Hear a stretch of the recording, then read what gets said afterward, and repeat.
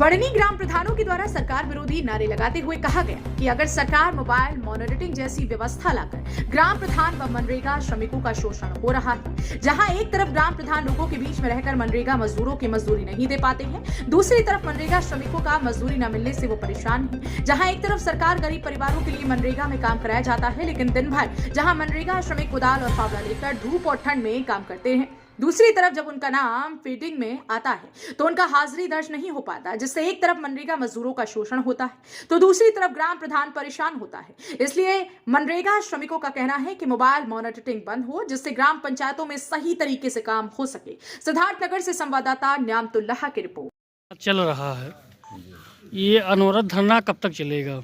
जब तक हमारी मांगे नहीं पूरी हो रही। जो जेन्युइन मांग है, हम लोग बॉर्डर के नज़दीक है, नेपाल से सटा हुआ बॉर्डर है, यहाँ मोबाइल नेटवर्क काम नहीं कर रहा है। हम लोगों को दे दिया गया मोबाइल मॉनिटरिंग से हाजिरी भरने के लिए, नेटवर्क रहता नहीं, हाजिरी भर नहीं जाती है। लेबर काम करते हैं, 14 दिन के बाद अपना मजदूरी मांगते हैं, तो मजदूरी हम लोग नहीं दे पाते हैं। आप लोग की मांग क्या है? मांग है मोबाइल मॉनिटरिंग बंद हो, प्रधानों का उत्पीड़न बंद हो, समय से भुगतान हो। अगर आप लोग की मांगे नहीं पूरी होती तो क्या करेंगे इसके आगे? हम लोग धरना ही करेंगे। अभी तो ब्लॉक स्तर पे है, फिर जिला स्तर पे करेंगे। धरना कितने दिन से चल रहा है? 9 तारीख से चल रहा है। चलिए ठीक।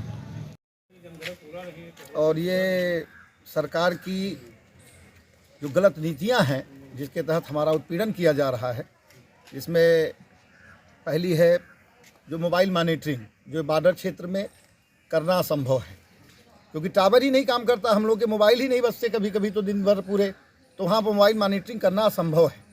और मोबाइल मॉनिटरिंग ना होने के कारण हम लोग का कार्य जो है वो जीरो हो जाता है। ये एक बहुत बड़ा नुकसान है। काम कराने के बाद लेबरों का पेमेंट नहीं जाता, लेबर हमारे पीछे पड़े रहते हैं, और इसका जो है ये सरकार की जो गलत नीतियां हैं, इन्हीं के कारणों से ये सब हम लोग झेल रहे हैं। या तो फिर ये जो मोबाइल की ये जो है टावर की व्यवस्था बढ़िया करें, तो वो संभव नहीं है, बॉर्डर क्षेत्र में वो नहीं कर पाएंगे।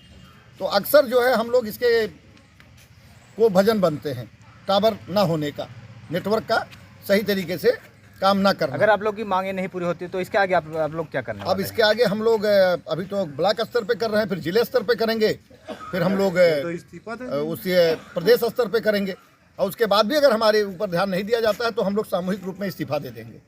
हम लोग फिर धरने का उद्देश्य सबसे पहले ये है कि हमारे प्रधान संगठन के जो भी प्रधान साथी हैं, हमारा ब्लॉक बढ़नी ब्लॉक जिला सिद्धार्थनगर के अति पिछड़ा ब्लॉक, और सबसे पहले बात यह है कि नेपाल से सटा बॉर्डर से ब्लॉक है।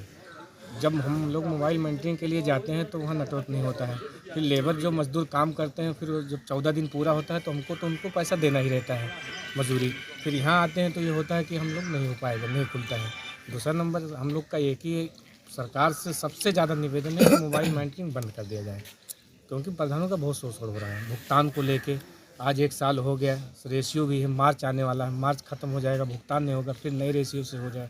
1 साल हो गया प्रधान यहाँ। आप लोग का धरना प्रदर्शन कब से चलेगा, कब तक?